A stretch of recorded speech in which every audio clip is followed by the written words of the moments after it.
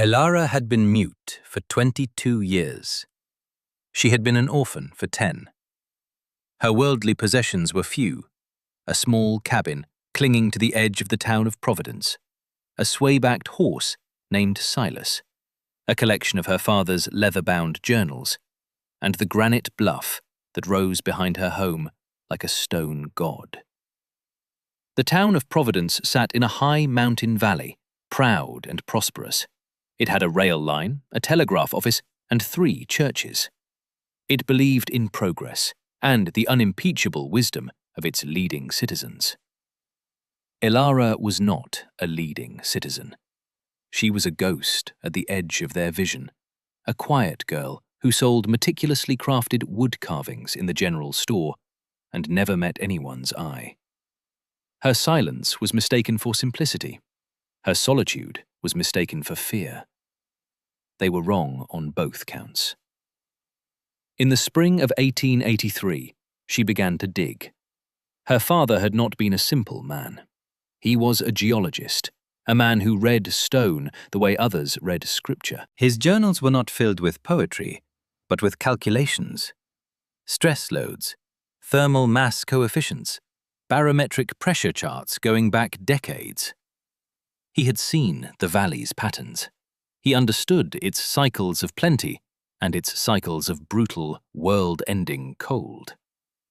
He had documented the Great Winter of 1833, a thing of myth passed down in stories, and he had seen the signs that its twin was coming.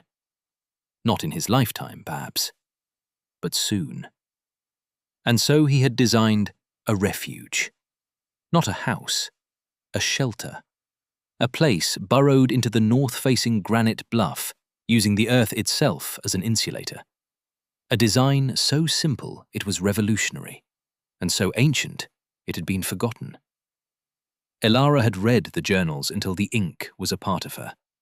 She understood the physics. She understood the geology. Most of all, she understood her father's urgent, scrawled warning on the final page. Do not trust the good years. The mountain remembers. Before she broke the first piece of ground, she did what convention demanded. She wrote a neat, concise letter and walked the 2 miles into town to see Mayor Thompson. The mayor was a large man who filled his office with the scent of cigars and self-satisfaction. He read her note, which detailed her intention to excavate a dwelling within the bluff, citing her father's geological surveys. He looked at her over his spectacles.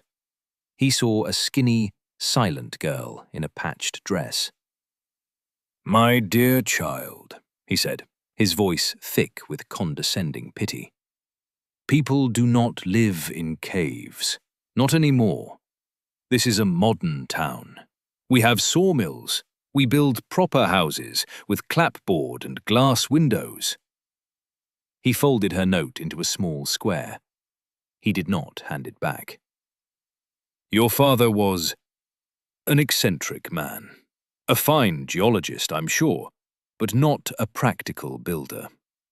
You should focus on finding a husband. Let a man build you a proper home."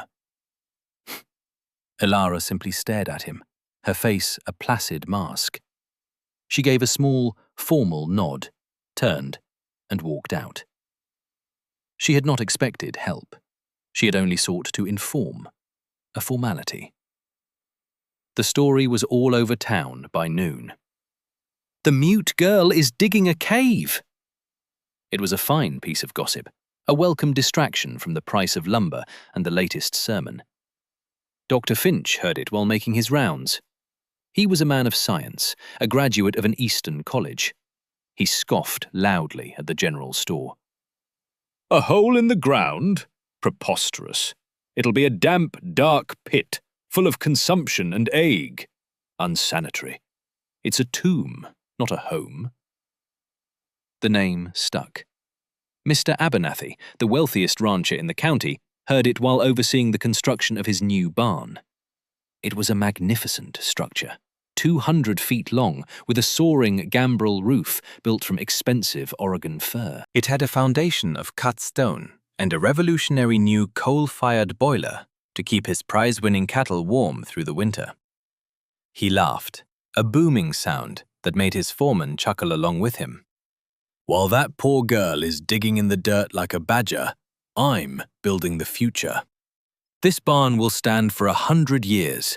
That's how a civilized person prepares for the weather, with engineering, not superstition. From that day forward, her project had a name. They called it Ilara's Grave. The children would sometimes walk out to the edge of her property and chant it. Ilara, Ilara, digging your grave. The winter will get you, nothing can save. The phrase entered the town's lexicon. To do something foolish, pointless, or backward was digging an Ilara. She heard it all. She was silent, not deaf.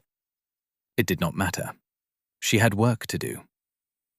The first year was about dirt. For 10 hours a day, 6 days a week, she moved the earth that covered the base of the bluff. The tools were simple: a shovel, a pickaxe, and a wheelbarrow. Silas, the old horse, was hitched to a wooden slip scraper.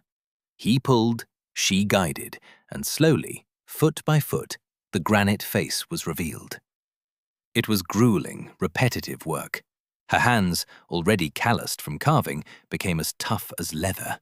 The muscles in her back and shoulders coiled into hard knots. She ate simply: oats in the morning, bread and dried meat at noon, a stew of beans and potatoes at night. Then she would read her father's journals by candlelight, studying the diagrams, and fall into a dreamless, exhausted sleep. The town watched with amusement. It was a spectacle. The silent girl and her old horse shifting a mountain of dirt, one scrape at a time. It confirmed everything they thought about her. She was mad, a poor, simple creature lost in a fantasy. By the first snows of 1883, she had cleared a space 50 feet wide and 20 feet deep, exposing a sheer, solid wall of rock. She had built a retaining wall from the largest stones she unearthed, just as the journals instructed. Phase 1 was complete. She had not spoken a word. The second year was about stone. This was the slow work, the hard work. Her father had marked the precise spot for the entrance, a place where the granite was solid but not impossibly dense. He had left detailed instructions for drilling and splitting, using simple leverage and the natural fracture lines of the rock. She used a star drill and a sledgehammer. It was a rhythmic agony. Ting, ting, ting. She would strike the drill, turn it a quarter turn, and strike it again. Hours to drill a single hole 6 inches deep. Then she would hammer in steel wedges, adding shims, listening for the groan of the rock. Sometimes, a piece weighing hundreds of pounds would shear off. Most of the time, only chips and dust rewarded her efforts. She hauled the debris away with a stone boat, a simple sledge that Silas dragged across the ground. The pile of excavated rock grew into a small hill. The townspeople would point to it. "Look at the size of her folly," they'd say, shaking their heads. Mr. Abernathy finished his great barn that year. The town held a celebratory dance inside it. The boiler kept the vast space comfortably warm, even in January. He gave a speech, raising a glass of whiskey. "To progress, to ingenuity, to building up, not digging down." Everyone cheered. By the end of the second year, Ilara had carved an opening 4 feet wide, 6 feet high, and 10 feet deep. A dark mouth in the stone. It looked to the town exactly like the entrance to a tomb. Tell us in the comments where you're watching from today. Subscribe so you don't miss what happens when the catastrophe arrives. The third and fourth years were about space. Once inside the bluff, the work changed. She was no longer just removing rock. She was shaping rooms. Her father's design was an elegant spiral. A main living chamber, a small sleeping alcove, a large storage room, and a stable for Silas, all connected and branching off a central corridor. The genius was in the details. The ceiling was arched, a shape of immense strength. The floor sloped almost imperceptibly toward a hidden drainage channel. She spent an entire summer drilling 2 vertical shafts straight up through 30 feet of solid granite. This was the most dangerous work. She built scaffolding inside the deepening chamber and worked above her head, dust and rock chips raining down on her. One shaft was for ventilation, a chimney for the small stove she would install. The other was an intake, designed to draw fresh, cold air down a long, sloping tunnel where the earth would warm it before it ever reached the living space.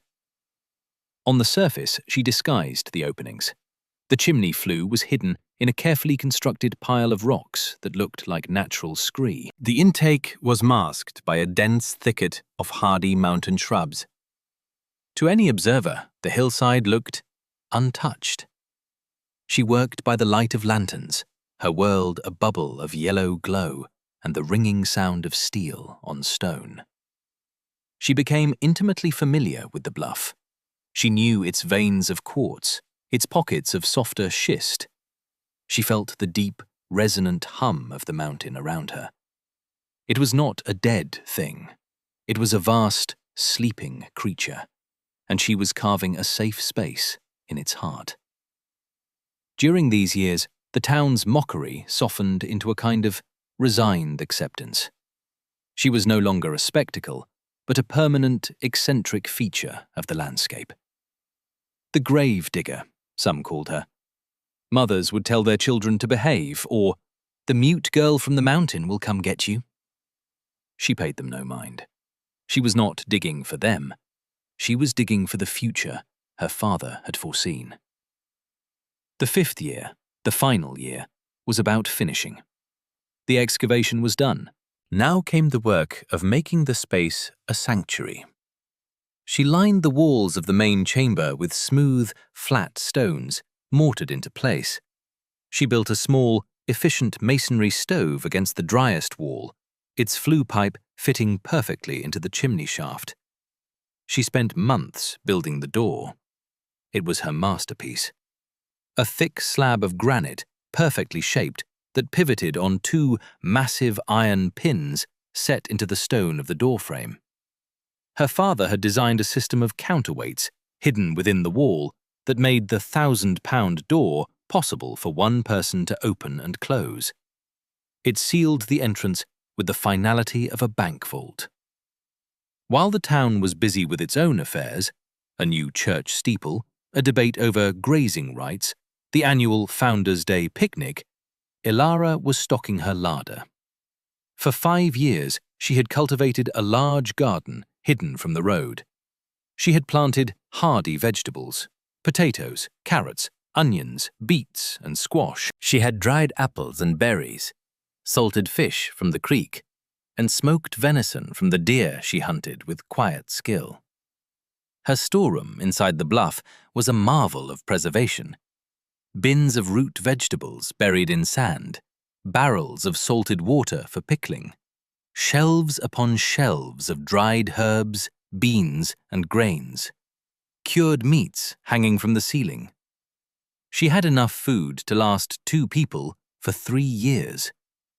She hauled in firewood until a massive, neatly stacked cord lined one entire wall of the corridor. She filled barrels with fresh water. She laid in a supply of lantern oil, candles, books, and extra tools. It was the autumn of 1888. The work was done. 5 years of labor, 5 years of ridicule, 5 years of silence. Her hands were scarred, her face was weathered, but her eyes were calm. She was ready. If you're enjoying this story, hit that hype button right now. It's free, takes a second, and helps this video reach more people. The signs began in late September. They were small things. easily missed by those who did not know how to look. The squirrels were frantic. They didn't just gather nuts, they stripped the pine trees bare, hoarding cones with a desperate, manic energy Elara had never seen before. The geese flew south 2 weeks early, not in their usual lazy Vs, but in tight, urgent formations, flying high and fast. The deer herds, which usually wintered in the valley's lower meadows, vanished. They moved on, pushing south over the passes in a silent, mass exodus. Elara saw it all. She made notes in the margins of her father's journals. The patterns matched. In October, a strange quiet fell. The birdsong ceased. The air grew still and heavy, carrying a faint, metallic scent, like cold steel. The barometric pressure, which she measured daily on her father's old brass instrument, began a slow, steady plunge that defied all normal weather patterns. The town of Providence noticed none of this. They were preparing for their annual harvest festival. They were insulated by their pride, by the telegraph wire that promised news from the outside world, by the train that arrived like clockwork every Tuesday. They believed their systems were infallible. One afternoon, Dr. Finch rode past her property. He saw her leading Silas, laden with the last of her firewood, toward the dark opening in the bluff. He reined in his horse. "Still at it, I see," he called out, a smirk on his face. "Still preparing that dismal pit? You'll catch your death of cold in there, girl. Mark my words." Elara looked at him. She looked at his fine wool coat and his clean, uncalloused hands. She felt a brief, sharp impulse to warn him, to write a note, to scrawl a single word in the dirt. Leave. But she knew it was useless. He would laugh. The town would laugh. They would call her a doomsayer, adding it to their list of insults. Her warning would be just another chapter in the story of the crazy mute girl. Their deafness was not her responsibility. She turned her back on him and led Silas into the shelter. On November 11th, she made her final preparations. She brought the last of her supplies inside. She gave Silas a double ration of oats and fresh hay in his comfortable, stone-walled stable. The air he exhaled was the only visible vapor in the shelter. The ambient temperature, drawn from the deep earth, was a constant 54 degrees. She checked the seals on the door, a mixture of tallow and pine resin. She lit a single lantern. Its light cast a warm, steady glow on the smooth stone walls. Outside, the sky had turned a strange, bruised purple. The world held its breath. With a low groan of moving stone, she swung the great granite door shut. The counterweights did their work. It settled into its frame with a soft, final thud. The silence was absolute. She was alone. She was safe. She was home. The storm arrived at dawn on November 12th, 1888. It did not come as weather. It came as an attack, a physical blow from the north. There was no preamble of gentle flakes. One moment, the world was still and grey. The next, it was a screaming, horizontal wall of white. The wind was a thing of mythic violence. It didn't howl, it shrieked, a solid blade of sound and pressure that stripped trees bare and scoured paint from the sides of buildings. The snow was not snow. It was a fine, dry powder, as granular as sand. It didn't drift, it blasted. It forced its way through every crack and keyhole, under every doorframe. Within hours, Providence was paralyzed. The telegraph line snapped with a sound like a rifle shot. The train tracks vanished under a solid wave of white. The Tuesday train had not arrived. It would not be arriving.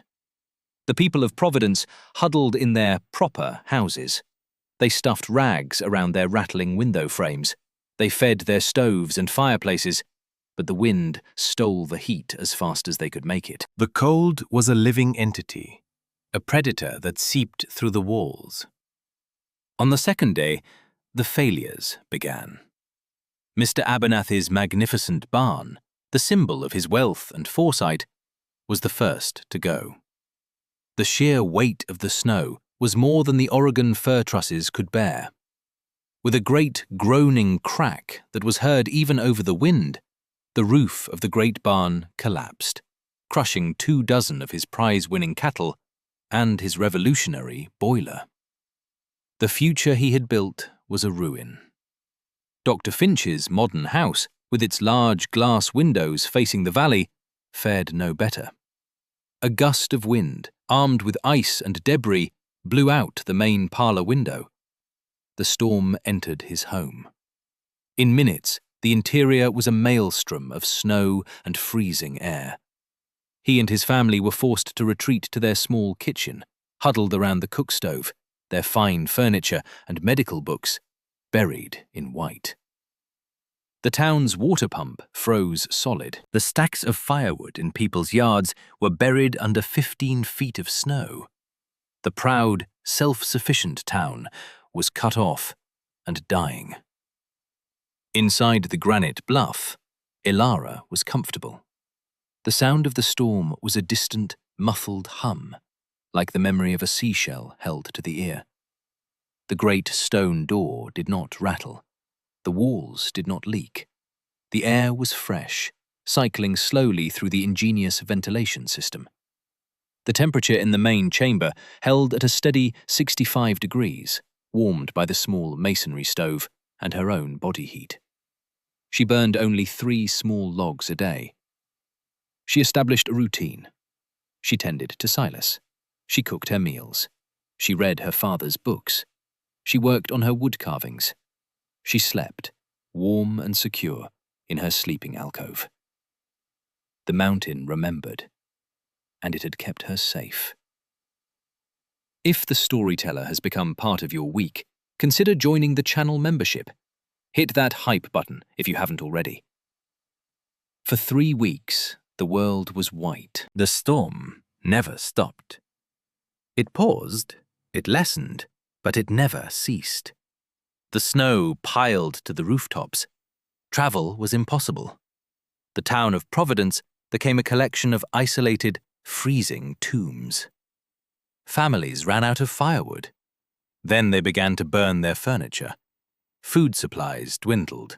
The general store was inaccessible, buried completely. The first to die was an elderly couple on the west end of town. Then a family with a newborn child. Frostbite and hunger became the new currency of daily life. On the 24th day, there was a lull. The wind died down to a manageable gale. The snowfall eased. It was then that a figure, stumbling and half-frozen, appeared at the top of the massive snowdrift that had buried Elara's cabin completely. It was Dr. Finch. He had spent 2 days tunneling out of his own home. He was a man stripped of all arrogance, his face a mask of desperation and frostbite. He knew of Elara's grave, and in his despair, it was the only place he could think of. A place built for this. He didn't know if she was alive, but he had to try. He saw the rock pile that disguised her chimney, a thin, almost invisible wisp of smoke curled from its peak. She was alive. He slid and clawed his way down the drift to the exposed face of the bluff. The great stone door was sealed, rind with ice. He beat on it with his frozen fists, his voice a raw croak. "Hello! Please! For the love of God, help us!" Inside, Elara heard the faint, rhythmic tapping. It was the first sound from the outside world in weeks. She put down her carving knife, walked to the door, and disengaged the locking bar. With a steady, deliberate push, she swung the 1,000-pound door inward. Light and warmth spilled out into the frozen twilight. Dr. Finch fell to his knees. He stared into the shelter. It was not the damp, dark pit of his imagination. It was a clean, warm, well-lit space that smelled of wood smoke and baking bread. He saw the neat stacks of wood, the shelves of food, the calm, quiet girl standing before him. He began to sob, the tears freezing on his cheeks. Elara looked at him. There was no triumph in her eyes, no "I told you so." There was only a quiet, solemn pity. She stepped aside, gesturing for him to enter. He crawled inside. The warmth was a physical shock. He had forgotten what it felt like. She closed the door, plunging them back into the calm silence. She handed him a blanket and a tin cup of hot broth. She did not need words to communicate mercy. He was the first. He was not the last. Wordlessly, he explained the town's plight. He used gestures, his face contorted with grief. She understood. She pulled on her heavy winter gear, took up a shovel, and opened the door again. Together, they began to dig a tunnel, a path to survival. They brought his family back first, then his neighbors. Soon, a steady, humbled procession made its way to the shelter. Family by family they came. The gossips from the general store, the men who had laughed at her, the children who had chanted her name in mockery. She welcomed them all. Her shelter, designed for 2, became a refuge for 30. It was crowded, but it was warm, and it was safe. She became their silent leader. She organized the rationing of food. She showed them how the ventilation system worked. She established routines for sanitation and sleep. Her quiet competence was more powerful than any command. They had mocked her for digging a grave. Instead, she had built an ark. The last to arrive were Mayor Thompson and Mr. Abernathy. They were broken men. Abernathy had lost his fortune. The mayor had lost his authority. They came not as leaders, but as beggars. When Abernathy saw the smooth stone walls, the perfect arch of the ceiling, the sheer, brilliant practicality of it all, he wept. His great barn, built with money and pride, had been a fragile monument to folly. This hole in the ground, built with one girl's labor and wisdom, was a cathedral of survival. Elara gave them bread. It was the only sermon they needed. The thaw came in April. It was slow and ugly. As the snow melted, it revealed the true cost of the 100-year winter. It revealed the ruins of homes and the graves of those who had not made it. The town of Providence was humbled. It was broken. But it had survived, thanks to the girl they had scorned. As soon as the town square was clear, Mayor Thompson called a meeting. The entire surviving population gathered. They were thin and somber. Elara stood at the front, beside the mayor. She was as quiet as ever. Mayor Thompson cleared his throat. His voice was unsteady. "For 5 years," he began, his voice cracking, "we watched our neighbor, Elara, perform a great labor. And we did not help. We did not offer encouragement. We offered mockery." He looked at the faces in the crowd. He saw shame in every eye. We called her work Elara's grave. We called her a fool. We were proud of our modern ways, of our fine wooden houses and our faith in the railroad. We believed we were wise. He paused, then turned to look directly at Elara. We were the fools. Our pride was our tomb. Her wisdom was our salvation. You were right, and we were wrong. Dr. Finch stepped forward. I used my education to dismiss you. I called your home unsanitary. Yet it was my modern house that fell, and your dismal pit that saved my family. I am sorry. Then came Mr. Abernathy. I built a palace of pride, and it was destroyed in an hour. You built a home of stone and sense, and it saved us all. I have nothing left but my shame. I thank you for my life, and I beg your forgiveness. The town was silent, waiting for Ilara's response. She did not speak, of course. She handed a piece of paper to the mayor. He unfolded it and read her words aloud. The first words she had ever offered the town. Nature does not care for pride. The mountain does not listen to boasts. Survival is not a matter of opinion, but of preparation. There is no forgiveness to give.